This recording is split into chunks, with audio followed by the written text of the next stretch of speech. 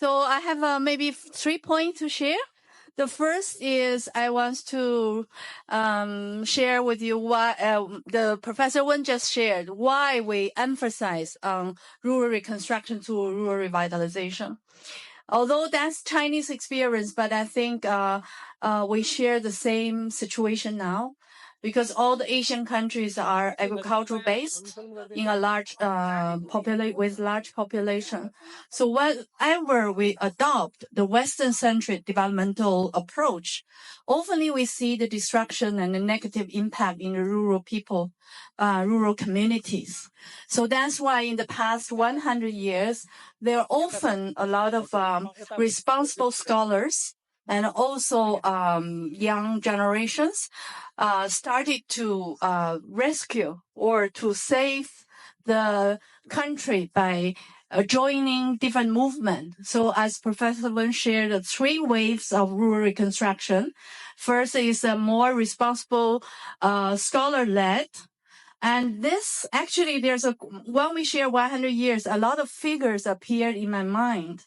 One of them is Dr. Y.C. James Yan, which initiated rural reconstruction movement in Dingxian, one of the county. And he developed the 4-fold program looking at addressing the issues of education, livelihood issues, and health and the governance issues. So this is an integrated approach earlier in the 1920s.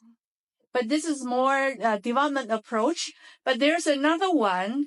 His name is Liang Shuming. I think he is really rooted with Chinese culture, and by taking revitalize the Chinese traditional culture through school-based community building, trying to build a resilient and strong communities to facing the external impacts. But at the same time, as Professor Wen mentioned, we have several entrepreneurs like Mr. Lu Zuofu. He started with social enterprise. All his generated income reinvested for the community building, for education, for health, and for all the daily life, like leisures or reading and enjoy the life. So this is really, we are adopting this approach to now.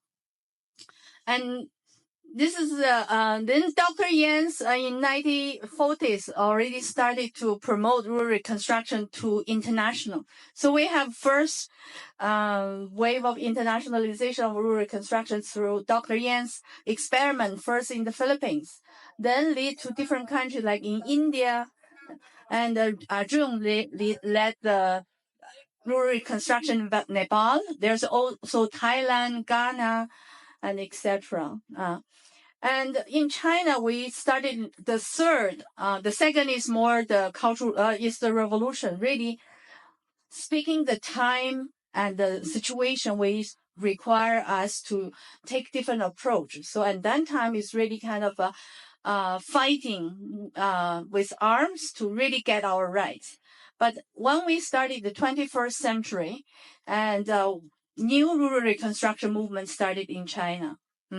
So in this movement, is really is a kind of joint efforts from the responsible scholars, and the movement, as well as government. So there's an influence on the government policy and support this process from rural reconstruction to rural revitalization. Yeah. So second point I want to say is more related to the youth, because all these movements are led by philosophical thinkers, but also a lot of young generation joined the movement. Without them, all the rural reconstruction movement cannot be realized, a lot of impact. So younger generation play a key role in this social movement. And the younger generation now, I think, is different from the 2 decades ago. You are more active. You have encountered you see a lot of social issues or climate change and global issues, not financial crisis, environmental crisis, and climate change, all this impact, we already feel that it's the time to take actions. But young generations has quite an advantage because they are quite exposed to the information using the applied technology, using internet and social media. So we are looking forward for the new rural reconstruction movement with adopt or applied modern technology to serve our rural reconstruction movement. So in this, there's also another initiatives. Then the third point I want to say, the internationalization process from rural reconstruction to rural revitalization has already started. One is a lot of writings like Professor Wen's Chinese experience on crisis really help us to reflect, to understand the global what's really happening.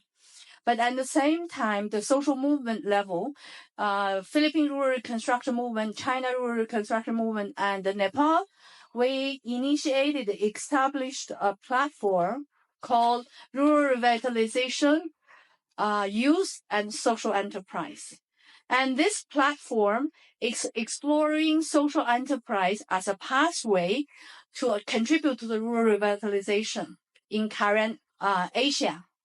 So we have a kind of series webinars to share the cross-country experience on rural revitalization.